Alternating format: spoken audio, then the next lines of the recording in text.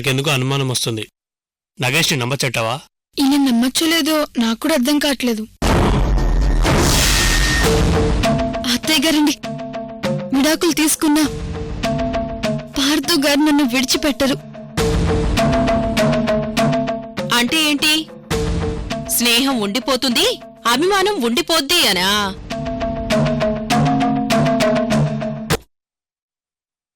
చెప్పమ్మా అమూల్య, నా కొడుకు జీవితంలో నువ్వొక సంవత్సరం పాటు ఉన్నందుకు నీకు ఎంత రెమ్యునరేషన్ ఇవ్వమంటావ్? హైదరాబాదులో 1000 గజాల స్థలం ఇవ్వమంటావా? అమరావతిలో 1000 గజాల స్థలం ఇవ్వమంటావా? లేదా అదనంగా 3-4 కోట్ల క్యాష్ ఇవ్వమంటావా? చెప్పమ్మా. మీ నుంచి ఇలాంటి మాటలు వస్తాయని కల్లో కూడా అనుకోలేదు అత్తయ్య గారు. నేను కూడా మీ ఇద్దరు విడాకులు తీసుకుంటారని కల్లో కూడా ఊహించలేదమ్మా. దయచేసి నన్ను క్షమించండి అత్తయ్య గారు. ఇందులో క్షమించమని వేడుకోవడాలు ఏముందమ్మా? విడాకులు అయిపోయాక నువ్వెవరో మేమెవరో.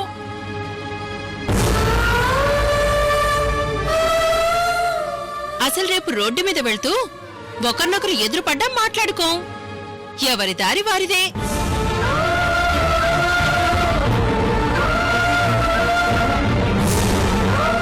ఒరే పార్దు, అమూల్య వంక అలా జాలిగా చూడకురా.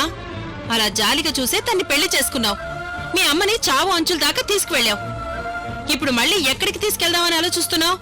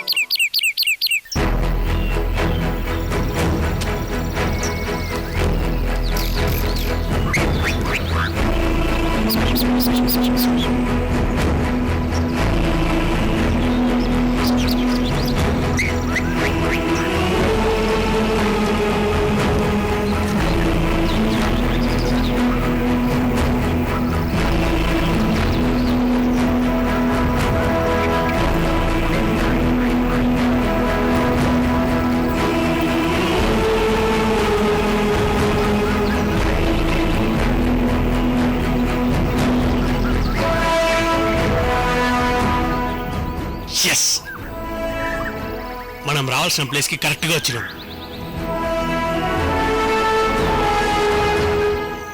ఈ మ్యాప్ లో ఉన్న గుర్తుల ప్రకారం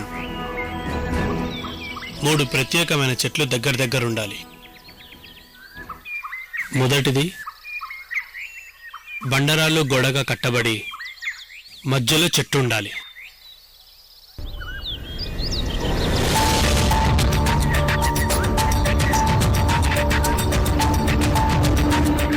అది అక్కడుంది.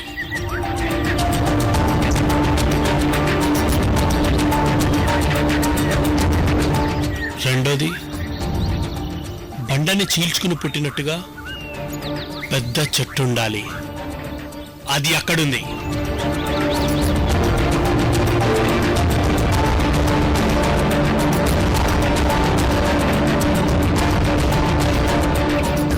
మూడోది పాముల మధ్యలో చెట్టు ఉండాలి. పాముల మధ్యలో చెట్టు ఎలా ఉంటుంది?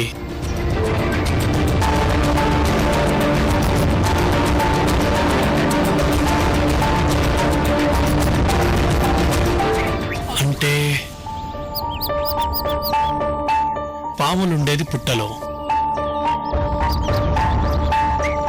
పుట్ట మధ్యలో చెట్టు అనుకుంటా. అదెక్కడుంది? సార్, నేను అటువైపు వెళ్ళి చూసి వస్తాను. పో.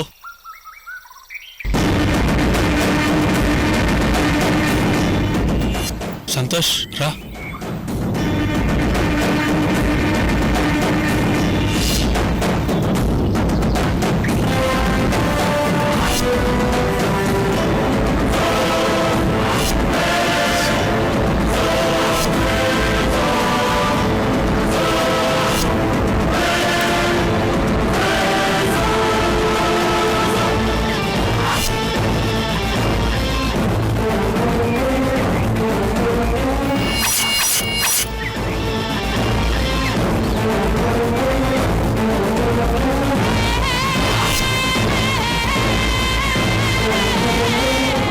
ఉదయ్, ఈ రోజు నువ్వు ఈ కత్తికి బలవటం ఖాయం.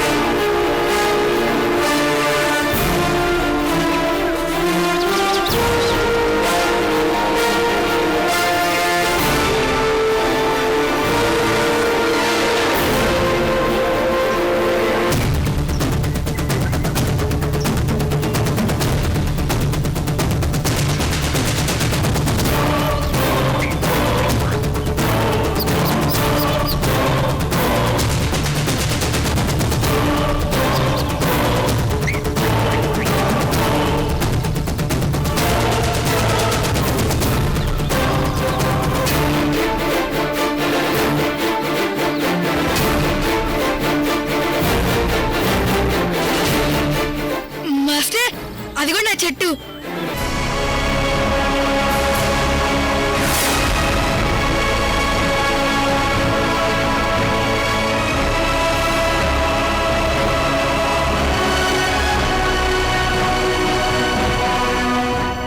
ఎస్, అదే ఈ చెట్టు.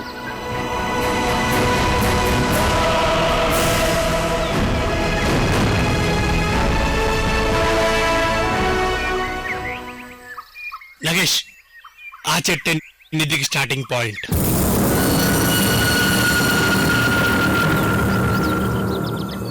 కానీ ఇప్పుడు నీకు ఆ చెట్టు దగ్గరే నీ జీవితానికి ఎండింగ్ పాయింట్.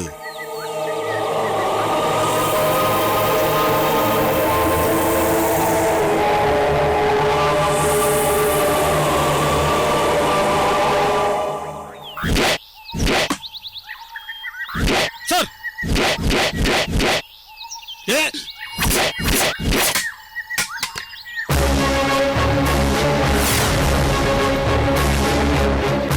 సార్, మీకేం కాలేదు కదా? నాకేం కాలేదు. అసలు ఈ కత్తి ఎక్కడికి వచ్చింది?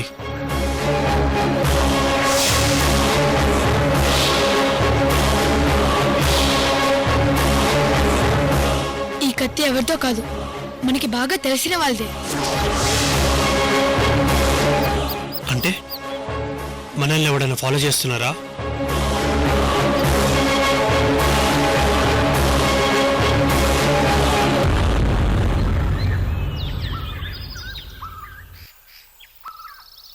చూస్తుంటే ఇక్కడ మనం తప్ప ఎవరు లేరు.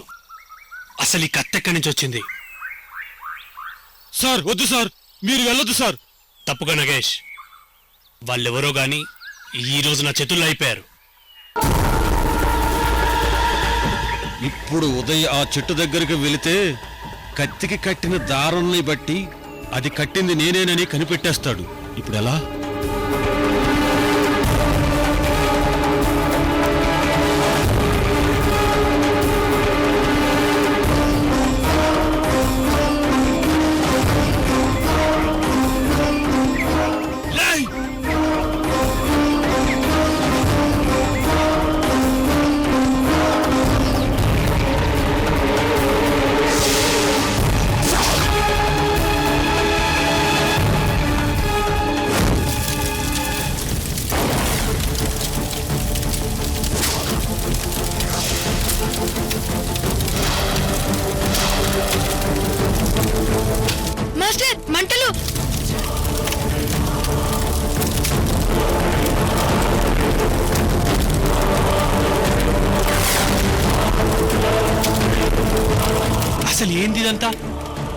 ఇక్కడ ఏం జరుగుతుందో నాకేం అర్థం కావట్లేదు. సార్ ఇక్కడ ఉండడంత మంచిది కాదు. వెంటనే మనం వేరే చోటుకు వెళ్ళిపోవడం మంచిది. ఆగు నగేష్. ప్లీజ్ సార్, పదండి సార్, నా మాట వినండి సార్, పదండి సార్.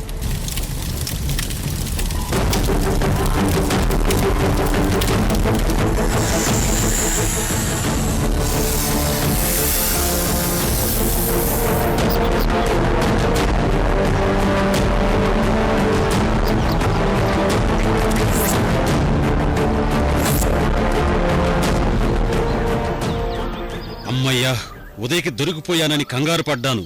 ఉదయ్, నీ దగ్గర మంచి అభిప్రాయం కొట్టేయాలనే ఆ కత్తిని నీ మీదకు వచ్చేలా చేసి నేను నిన్ను కాపాడినట్టు యాక్ట్ చేశాను.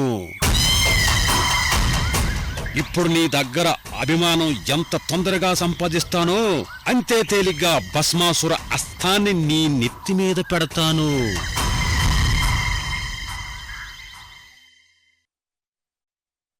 ఇక్కడ అమూల్య పార్దు ఎవరు? మేమేనండి. మేమేనండి. మిమ్మల్ని జడ్జి గారు రమ్మంటున్నారు.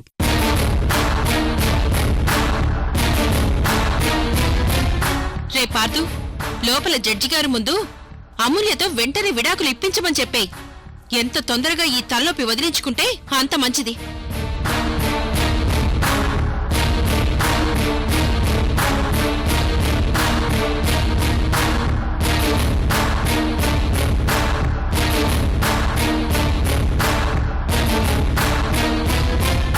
రే జంబో, అమూల్య కొద్దిసేపే నీ చెల్లెలు. ఇంకాసేపట్లో నీ చెల్లి బంధం తెగిపోబోతుంది. ఎందుకంటే నువ్వు మా మనిషివి కదా.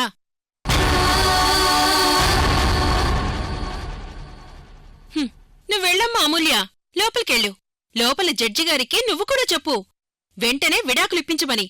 వెళ్ళమ్మా, వెళ్ళు. వెళ్ళమ్మా.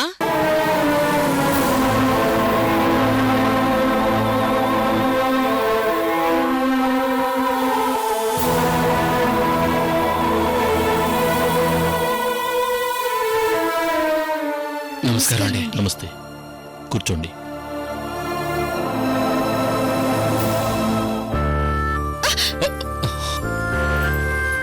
అమూల్య, ఆర్ యు ఓకే?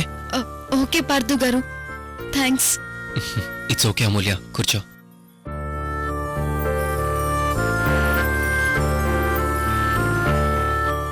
అవును, మీ పేర్లు పార్థు అమూల్య కదా? అవునండి. అవునండి. మీ ఇద్దరు విడాకులు తీసుకోవాలనుకుంటున్నారు కదా? అసలు మీ ఇద్దరు ఎందుకు విడాకులు తీసుకోవాలనుకుంటున్నారు?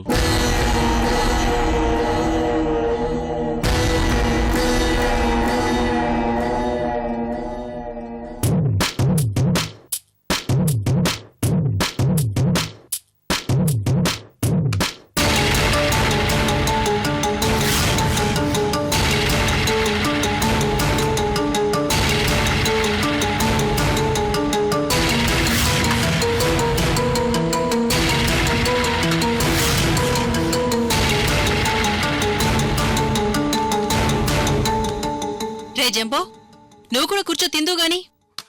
అత్తయ్య, నాకు ఆకలి లేదు. లోపల వాళ్ళు విడాకులు తీసుకుంటున్నారేమో, నాకు చాలా టెన్షన్ గా ఉంది. డైవర్స్ ఇవ్వడం గ్యారంటీ, ఇంకెందుకురా టెన్షన్? ఇంటి దగ్గర ఎలాగూ ఏమీ తినలేదు, ఇక్కడ తినే టైం ఉంటుంది కదా అని ఇవన్నీ కార్లో తీసుకొచ్చాను. తిన్రా. నాకొద్దత్తయ్య. సరేరా, నువ్వు తినకపోతే ఏ, నేను తింటానులే.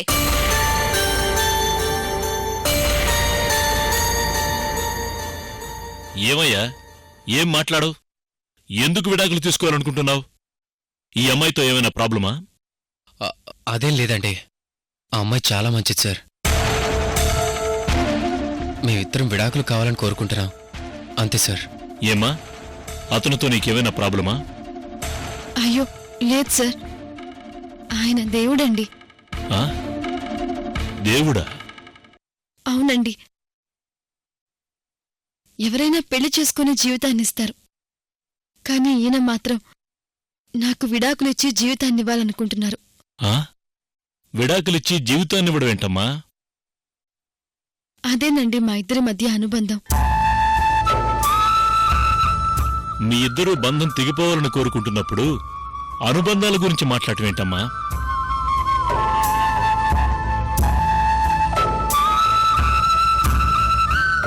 అసలింతకీ ఈయనతో ఏంటమ్మా ప్రాబ్లం?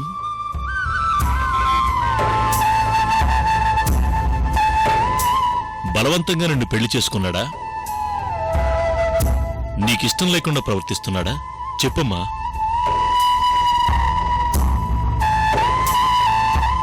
చూడండి, పెళ్ళనేది హోటల్కెళ్ళి భోజనం చేసి చేయి కొడుక్కోవడం కాదు.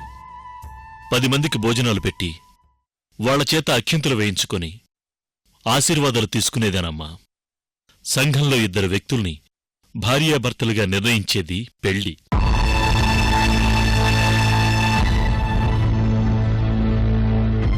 మీ తల్లిదండ్రులు, పార్దు తల్లిదండ్రులు, బంధువులు, స్నేహితులు ఆప్యాయంగా వచ్చి అక్షింతలు వేసి ఆశీర్వదించి మనకు ప్రమోషన్ వచ్చిందని, వియ్యంకులమయ్యావని బావా బావా అని పిలుచుకుని మా వదిన మా ఆడపడుచంటూ కలిసిపోయి ఎంతో మురిసిపోతారు.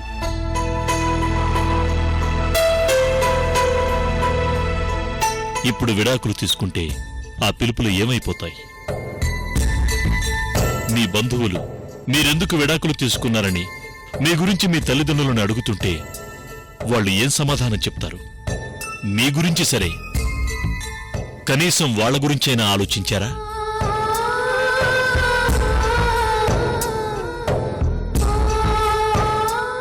అసలు మీ ప్రాబ్లం ఏంటో నాకు చెప్పండి. అసలు విడాకులనేవి మన సాంప్రదాయమే కాదు. ఒకరినొకరు అర్థం చేసుకోవడానికి, కాపురం చేయడానికి కోర్టుకొస్తారు. కోర్టు అనేది విడాకులివ్వాలని భావించదు. విడిపోవాలనుకునే వాళ్ళని కలపాలని కోరుకుంటుంది. ఈ కోర్టు మీకు ఒక అరగంట టైం ఇస్తుంది. వెళ్ళి అన్నీ ఆలోచించుకుని రండి. ఎందుకంటే ఈయనేమో మీతో ఎంతో ఆప్యాయంగా మాట్లాడుతున్నారు, నువ్వేమో ఆయన దేవుడు అంటున్నావు. నాకు మాత్రం ఇదొక కొత్త ఎక్స్పీరియన్స్.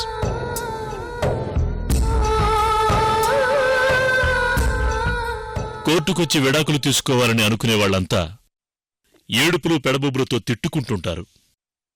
కాని మీ ఇద్దరు మాత్రం అందుకు పూర్తి విరుద్ధంగా ఉన్నారు.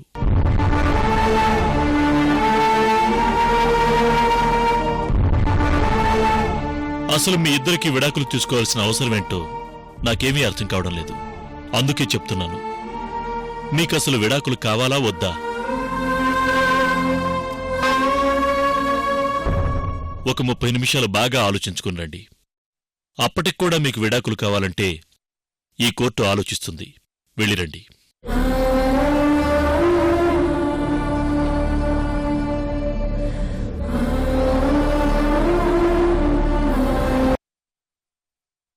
జగదాంబ గారు, నేను మీ హాస్టల్ వచ్చినప్పుడు మీ చేత్తో నాకు కాఫీ పెట్టించారు. రండి, నా చేత్తో నేను చేసిన పిండి వంటకాలు తిందరుగాని. వద్దండి. లోపలున్న వాళ్ళు ఎలాగూ విడాకులు తీసుకుంటారులే గాని మనకెందుకండి ఈ టెన్షన్? రండి, హాయిగా తిందాం. రండి.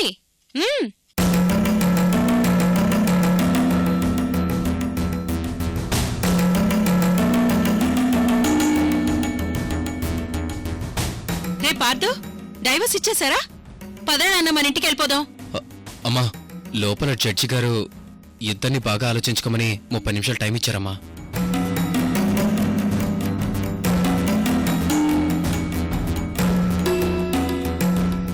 తర్వాత విడాకులు ఇస్తామన్నారు. ఇంకా ఆలోచించడానికి ఏముంది? సర్లే, ఇక్కడికొచ్చి ఆఖరిసారిగా భార్యాభర్తలుగా ఏమైనా తినండి.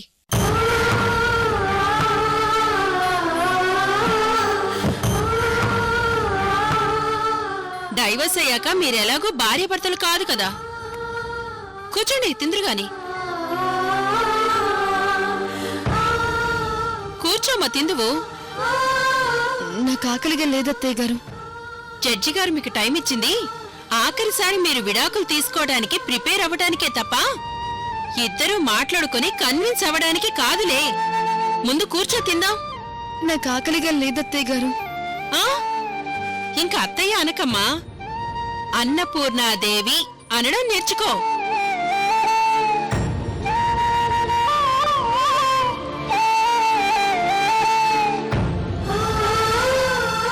ఎందుకంటే ఇంకో అరగంటలో మీ మూడాళ్ల ముచ్చట ముగిసిపోతుంది కదా.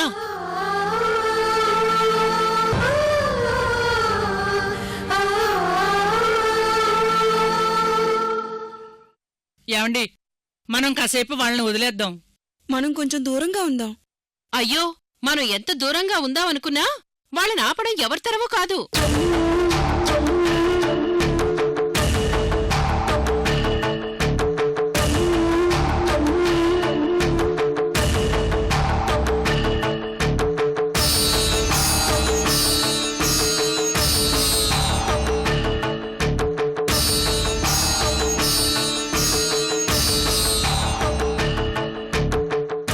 అమ్మ మాటలేవి పట్టించుకోక అమూల్య. ఆవిడ నేను చాలాసార్లు నొప్పించానండి. ఆవిడనే మాటలన్నీ కరెక్టేనండి. మా అమ్మ ప్రేమిస్తే అలాగే ప్రేమిస్తుంది, ద్వేషిస్తే అలాగే ద్వేషిస్తుంది. మా అమ్మకి వాళ్ళ అన్నయ్య, అదే మా మావయ్య అంటే చాలా ప్రాణం. అలాంటి మావయ్య ఒక విషయంలో అమ్మని హర్ట్ చేశాడు. దాంతో మా అమ్మ పుట్టింటి బంధం తెంచేసుకుంది.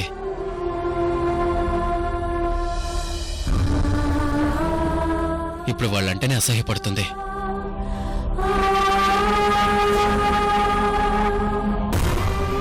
పార్థు గారు, నాకు చాలా బాధేస్తోంది. ఆవిడని క్షమించమని అడిగితే తప్ప నాకు బాధ తగ్గేలా లేదు. సరే, టైం అయింది, లోపలికి వెళ్దాం పద. వస్తామమ్మా. వస్తామండి. రే పార్థు, జడ్జి గారు విడాకులివ్వగానే త్వరగా వచ్చేయ్, ఇంటికెళ్ళిపోదాం. ఇందులో ఇద్దరూ సైన్ చేయండి.